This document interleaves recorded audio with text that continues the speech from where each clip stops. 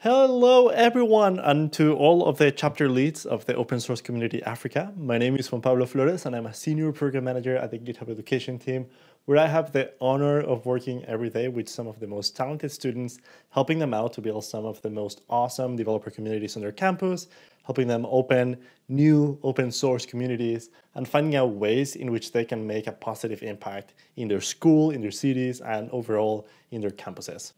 Okay. So let's go take a seat and talk more about communities. Join me.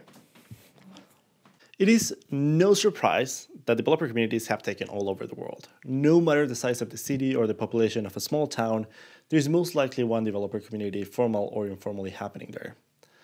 I don't know if you're aware of this, but Africa is actually one of the most active developer communities that we have on GitHub. And I strongly believe that one of the main reasons this happens is because of all of the awesome work that you folks are doing. To all of you rebels, hackers, and community organizers out there breaking the rules and making waves, this video is for you whether you're starting, growing, or maintaining a community in your city. We all start from point zero. When I went to my first hackathon, my team got stopped at the entrance because we were all students and didn't have the technical skills to build anything. They looked at us as like failures, but guess what? We didn't care. We pushed through and we won second place. Or when my community wanted to organize their first student hackathon in the country, and my school told us that it was a very dumb idea. We didn't listen, we moved forward at another school, and it went really well, at the point that we started the Mexican League of Hackathons, an organization that supported students across the country to organize their own events. Looking back, if there is something that I've learned from the most impactful communities around different cities in different countries, it is that they are not only organizing events or bringing people together, but rather they are building a revolution in their city. But let me explain a little bit more about that. You know, there is this misinterpretation of developer communities being a place where, or a thing that you only need to have like food, you only need to have like some speakers and put a space and people will come up and do their thing. The reality is that communities are a little bit more complex than that. And what I mean by having a revolution is that the greatest communities that I've seen are not the ones that are just organizing events to organize events, but rather are the ones who are bringing community together or people together because they understand and they have kind of like questioned people around their community and their city, and they understand what are some of the main pain points that people in that specific population have. On the other hand, communities are nothing without all of the other people. If you are kind of like a single organizer, most likely you're bringing an audience, not a community. And what I would highly recommend you doing is make sure that you're able to work with other folks, bring them all together to organize and being part of the event. You don't need to do everything. You can always rely on others. The only thing that you need to invest on sometimes is making sure that you're coaching them in order to allow them to do the task and the work they're doing in the best way possible. A very common mistake that I see is a lot of folks that are organizing events and they organize them on their own. And though I understand the pressure of making sure that everything is perfect, or probably the difficulty of finding the right people to join your community and help you organize, there's no value if you're the only one who's doing everything. Allow people to help you out, bring them together, show them how they can do stuff, and then work together to solve some of those community struggles that you have identified. At the end, the community mission is one of the most fundamental pieces. If you have a mission, you would be able to share it with others, and others will be able to understand why they should join and why are you gathering them all together.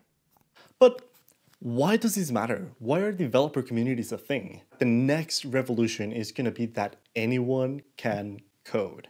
In these past 2 years, we have heard about AI everywhere. AI, generative AI. The great benefit about AI and the current state of the world of coding is that we're reducing the barriers of entry. Now, more people are able to code, or that's what we think. The problem is that not everyone has access to teachers, mentors, or even quality formal computer science education.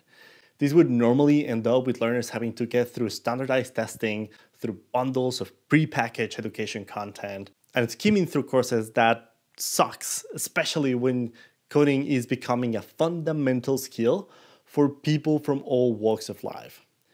Computer science involves much more than that. It involves modeling, design, and creativity, more than just the cognitive elemental thinking skills. We need to teach subjects without being too narrow in the way that we offer this curricula to schools. Gaining computer literacy is a matter of developing your thinking, your voice, and your identity.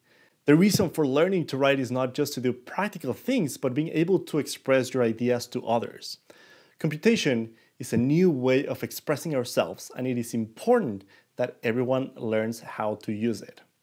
The students without computational literacy might have been excluded from expressing themselves and solve their problems through computational thinking, but more importantly, they won't be able to access opportunities to participate in discussions as AI becomes the norm. AI.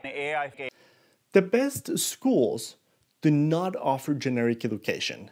They have kids working on projects, portfolios, and internships that are relevant to them, and standardized education has no connection with kids, and that's what most of our underserved communities receive. This is why communities from all shapes and sizes are so important. As an organizer, your ability to help others to create their own games, make their own art, and make things in a way that is shareable with code is really powerful. Instead of giving your community members the answer itself, it is better to create safe spaces where people can fail, play, and tinker without having any fear of being judged. Okay, Juan. So now you told us all about these things about communities. Now what? And I have some steps and some recommendations for all of you. So let me get started with it. Number one, solve something that matters to you. A lot of the times I've seen students that are building communities because it's a great resume building.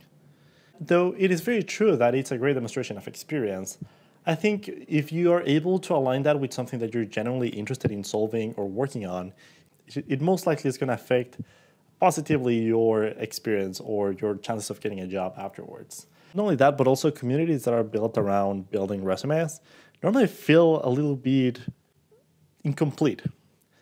So take a look into some of the things that you're interested in and then try to find out if there's something that you can do about it at your school. Lesson number 2, make something different. Authenticity and personality goes a very long way.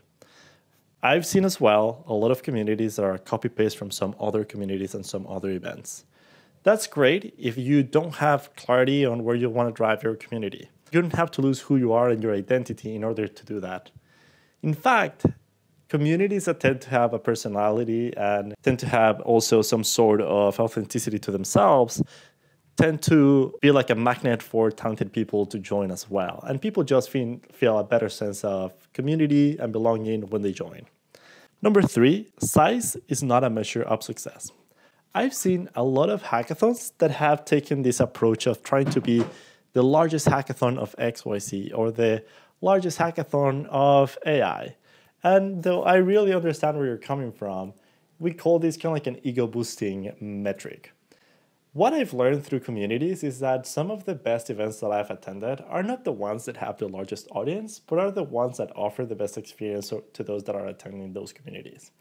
So take some time, and instead of thinking of just making kind of like a bigger event, try to think about some of the problems that your current community is facing and try to find a way in which you can sort them out through these events.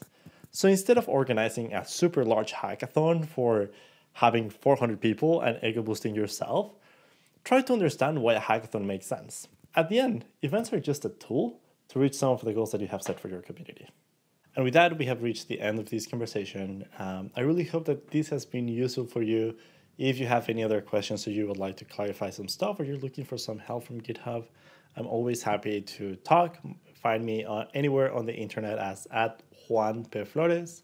At the end, building a community might be a lot of effort and a lot of work, but I truly, truly, truly thank you all for the awesome work that you're doing and having the ability of providing others with these resources and these spaces is a fundamental way that we can achieve having a better developer community and at the end, having a better industry. Don't forget to share what you're doing with some other folks that are attending the summit, and I wish you all the best. Happy hacking, and see you all next time. Take care, everyone.